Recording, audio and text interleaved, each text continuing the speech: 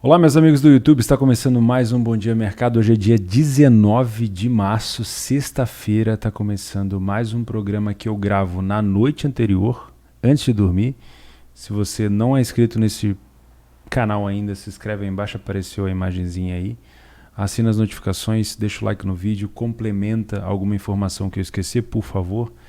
Me ajuda outras pessoas e vamos lá. Hoje eu cheguei de novo atrasado. A gente está fazendo a parte de concretagem lá de uma parte da obra, então eu tenho ficado até o final do dia. Hoje eu cheguei para o segundo tempo novamente dos jogos. Eu perdi os jogos às 12h55 da Europa League, só consegui fazer os jogos às 17 horas. E os jogos às 17 horas eu peguei já próximo do segundo tempo. Então eu vou comentar para vocês o que eu fiz, o que deu errado, né? Porque hoje eu tive um dia de prejuízo, mas um dia de prejuízo bem controlado, né? Vou comentar como é que está o meu mês também de março, que é um mês bem mais fraco em relação a jogos do que fevereiro. Já achei fevereiro fraco, imagina março. E vou comentar também do meu planejamento para essa sexta-feira, dia 19. Beleza? Antes da gente começar, lembrar vocês que esse é um quadro, esse é um programa aqui do canal com o patrocínio oficial, com o apoio oficial da maior bolsa esportiva do mundo, a Betfair. Se você não tem conta na Betfair, tem um link aí que vai te dar um bônus de boas-vindas de R$200 para você abrir uma nova conta. Fechou? Então vamos lá, deixa eu comentar aqui com vocês dos jogos de hoje. Estou gravando no dia 19. O Molde venceu o Granada, mas não adiantou de muita coisa, né? Porque o Granada tinha feito 2-0 no primeiro jogo, então ficou um agregado de 3-2, passou o Granada. A Roma bateu o Shakhtar, esperava um jogo para gols aqui, e realmente houve pelo menos 3 gols aqui. Roma fez um agregado de 5-1 para cima do Shakhtar. O Shakhtar fez uma péssima fase de grupo na Champions e agora cai nas oitavas da Europa League. O Arsenal também perdeu em casa, era um time que eu esperava aqui um back favorito no primeiro tempo, mas pelo que eu estou vendo aqui, não houve nenhum tipo de agressividade do Arsenal no início. O Olympiacos venceu com um gol do segundo tempo, né? No segundo tempo, mas no agregado o Arsenal acabou passando. Uma zebraça aqui, né? O Tottenham, mesmo tendo aberto 2-0 em casa, tomou 3-0 fora de casa, tomou 2-0 fora de casa. O jogo foi para prorrogação e o Zagreb conseguiu eliminar o Tottenham das oitavas de final. Olha só, hein? O Tottenham, que estava se dedicando bastante a essa competição, tem um time muito bom que poderia brigar e acabou sendo eliminado para o Zagreb, que não vinha tão bem. O time do Zagreb fez uma péssima fase de grupos, inclusive decepcionou muito, nem merecia ter classificado, e o Zagreb está indo para as quartas de final, e o Tottenham, mesmo com o Mourinho, eliminado da Europa League. Vila Real também no agregado fez 4-0 para cima do Dinamo de Kiev. O Dinamo de Kiev também fez uma péssima participação na fase de grupo da Champions, caiu para a Europa League e também não fedeu nem cheirou. O Milan confirmou o que a gente comentou ontem, de estar numa fase ruim, de não estar jogando bem, e perdeu para o United com uma falha, na minha opinião, do clone do Kessié. Eu esqueci o nome desse jogador, mas ele é muito parecido com... Acho que é o Meite. Exatamente. É o clone do Kessié, praticamente. Teve uma falha ali, deu a bola no pé do Pogba, que jogou muito na partida de hoje, ou de ontem. E o United foi para as quartas de final. O Milan, eliminado da Europa League, vai ter que focar agora somente no campeonato italiano. Rangers também eliminado para cima do Slavia Praga. O Rangers precisava de gols nesse jogo, depois de estar perdendo por 1-0 no início, mas o jogador do Rangers aos 61 enfiou a sola da chuteira na cara do goleiro do Slavia. Eu vi a foto depois, foi uma imagem impressionante. Teve que ser substituído e foi vermelho direto. E aí depois aos 73 o Rangers tomou mais um vermelho. Aí ficou fácil para o Slavia. Eu peguei esse gol de falta aqui do Slavia de 2-0, mas peguei no over à frente, freebetei minha posição e acabou não saindo mais nenhum gol. Então eu fiquei freebetado. E aqui, outro jogo que eu esperava gols, Young Boys e Ajax. Eu estava trabalhando um over de longa exposição. O Young Boys teve um gol anulado. Estranho, né? Porque o cara que estava impedido, na minha opinião, não participou da jogada. E dali pra frente o Ajax perdeu um caminhão de gols, o Young Boys também. Foi um jogo laical o tempo inteiro. Um jogo bom de se ver, mas um jogo onde eu talvez tenha forçado um pouco, porque eu fui buscar o 4,5. Eu precisava depois já estava 1-0 para o Ajax, eu precisava de 4 gols, né? Então eu tinha pego 2, um foi anulado e ficou por isso. Então, obviamente, eu acho que eu trabalhei de uma maneira mais agressiva hoje, né? Por exemplo, vou dar alguns exemplos para vocês. Fui buscar 4 gols no jogo do Ajax no segundo tempo. Usei meia stake de over, mas fui buscar 4 gols. Né? Fui buscar o over à frente aqui no Slavia já aos 72 minutos.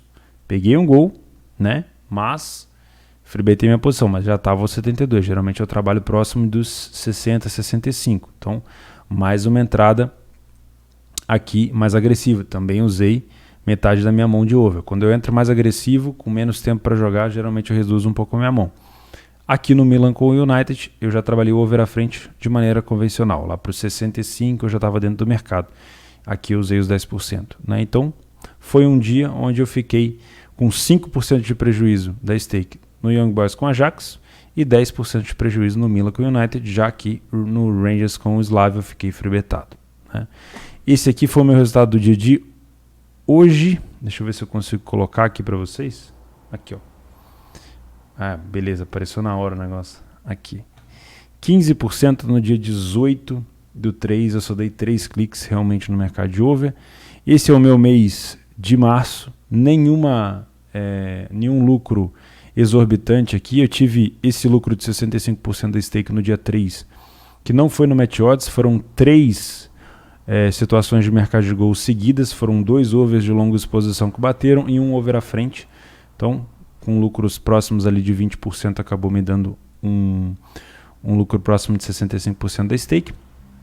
Outro aqui de 35%, um de 43%, e os meus prejuízos têm sido bem controlados, porque até o momento desse que eu estou gravando esse vídeo, eu ainda não tomei nenhum gol no match odds contra a posição. Então, sempre o meu prejuízo fica aqui variando em mercado de gols, de 10% no dia 6, 10% no dia 14, 15% hoje, e assim vamos indo. Né?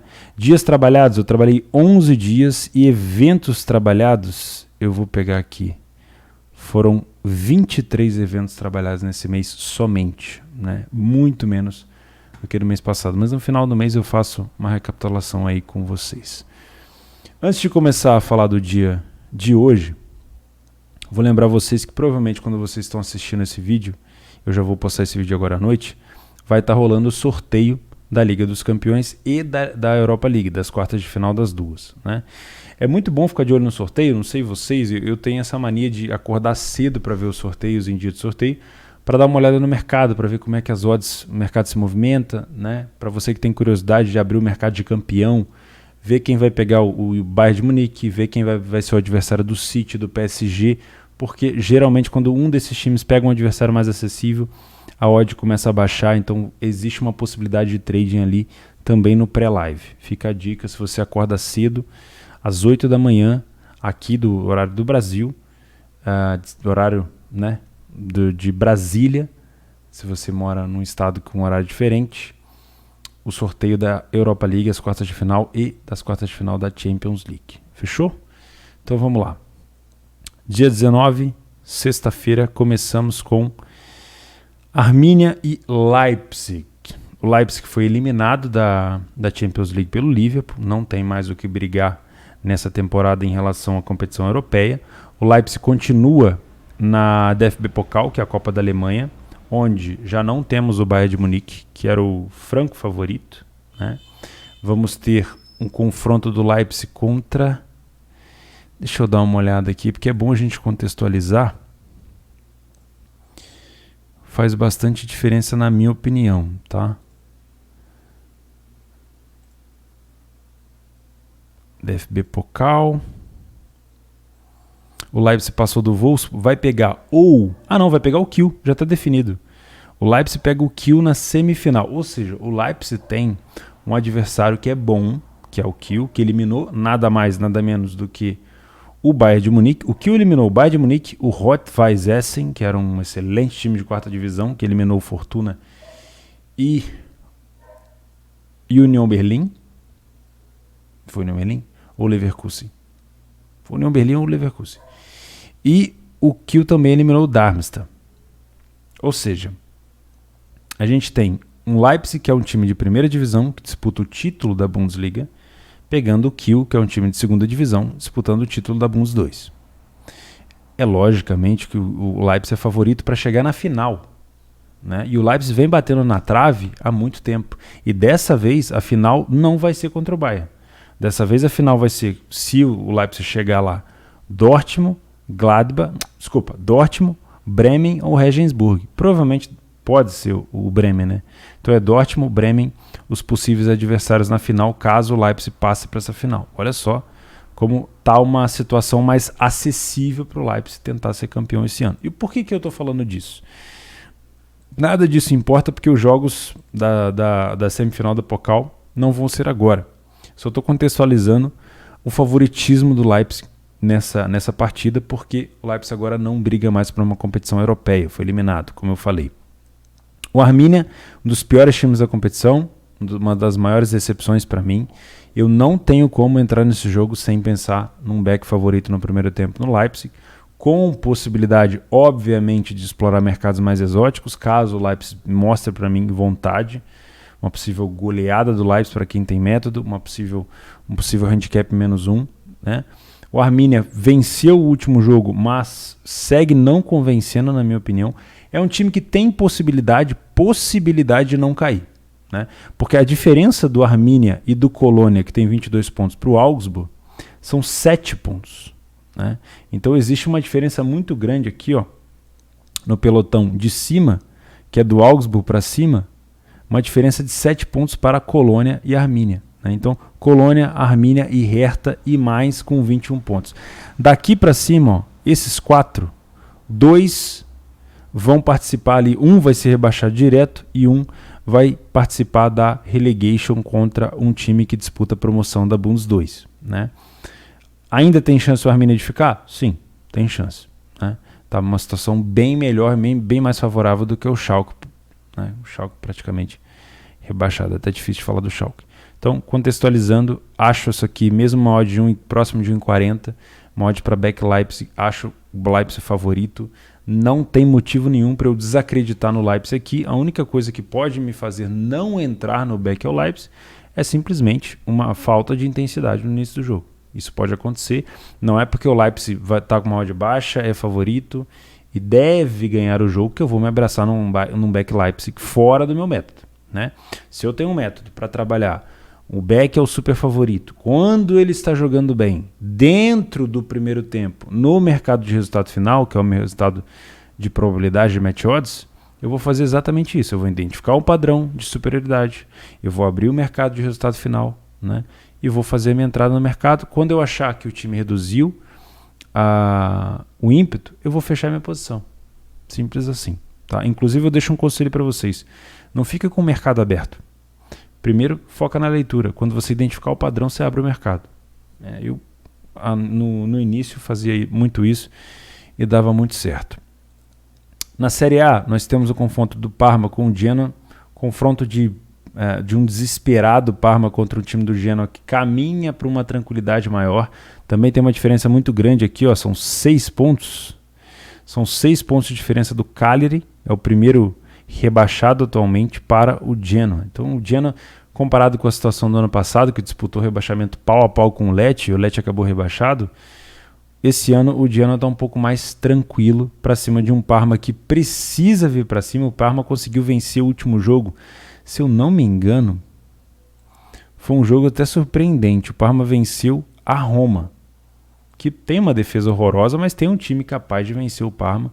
E o Parma conseguiu essa vitória contra a Roma, uma vitória que dá fôlego, né? Porque ainda dá para sair, mas vai ser bem difícil.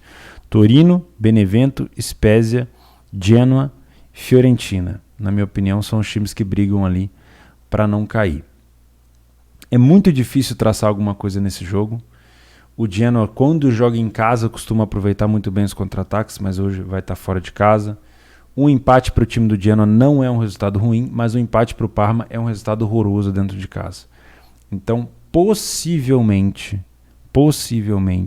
é um jogo para buscar um layer para a equipe em campo aqui.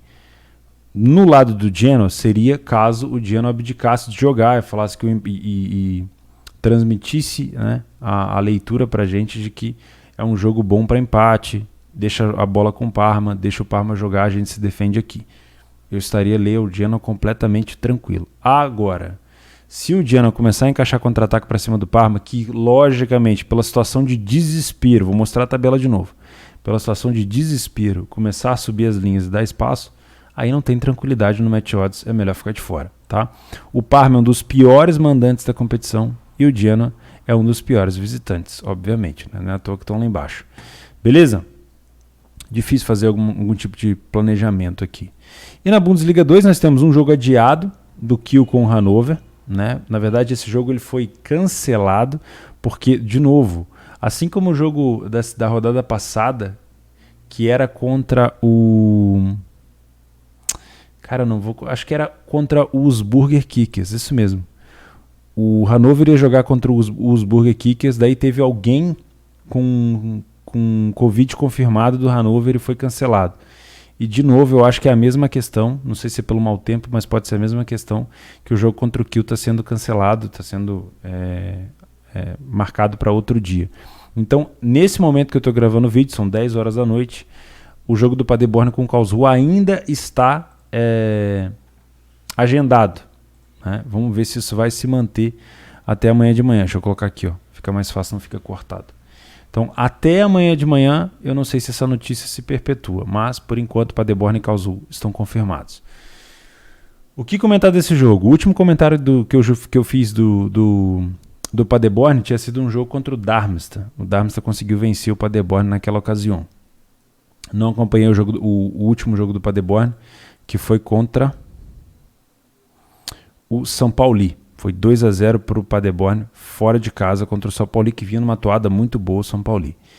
O Paderborn, que é um time de transição muito rápida, ligação direta, um time muito veloz, que deve tentar brigar ali por uma possível promoção, mas é muito difícil, falta pouco para o campeonato já se encerrar e o Paderborn está bem lá embaixo. O Karlsruhe, eu sempre uso essa frase, tá tudo toco, né? O Karlsruhe não tem um excelente ataque, não tem um excelente time, mas tem uma excelente defesa e tem uma excelente bola aérea, seja de cruzamento para a área, seja de escanteio, tá? Então o Karlsruhe se apega muito nesse aspecto. Tanto é que dos times de Bundesliga 2 é o único time que faz jogada ensaiada em bola parada.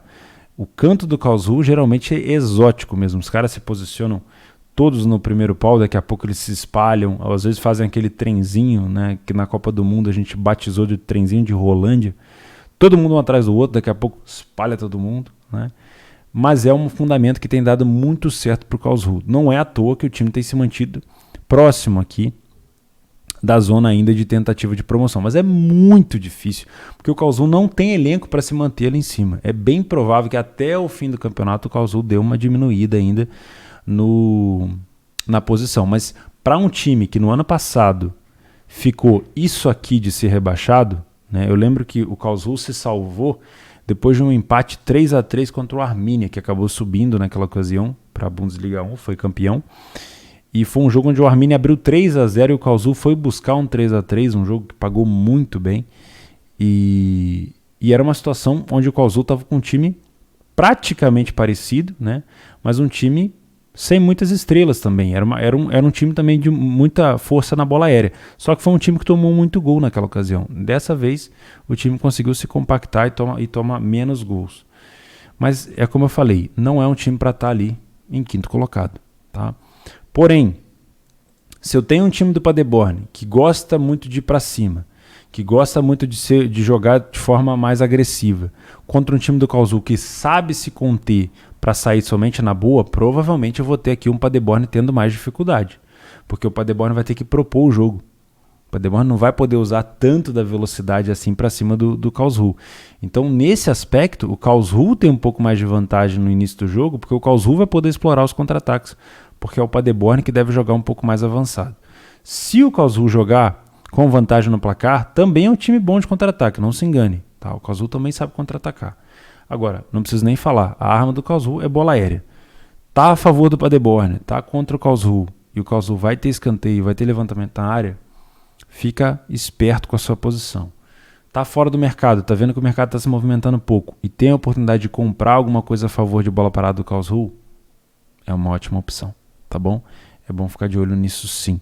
Acho que eu não esqueci de nada. À noite temos Flamengo e Resende pelo Carioca. não vou acompanhar, provavelmente eu vou estar dormindo. E é isso. É uma sexta-feira um pouco mais light, né? Com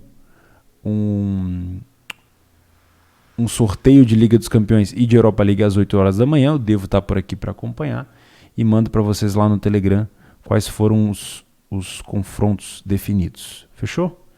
Então, um grande abraço para vocês, uma excelente sexta-feira. Se eu conseguir, sexta-feira à noite eu venho aqui também e faço meu planejamento para o final de semana, para o sábado principalmente. E a gente vai se falando. Se você quiser me acompanhar no meu dia a dia de trabalho, tem lá o meu Telegram. Se quiser dar uma olhada como é que tem sido a minha participação também ativa lá na obra lá de casa, tem algumas coisas que eu posto lá no meu Instagram. E é isso. Aqui embaixo também tem um link da plataforma do Leitura, que é o Discord que eu trabalho diariamente. E eu vou ficando por aqui. Um grande abraço a todos.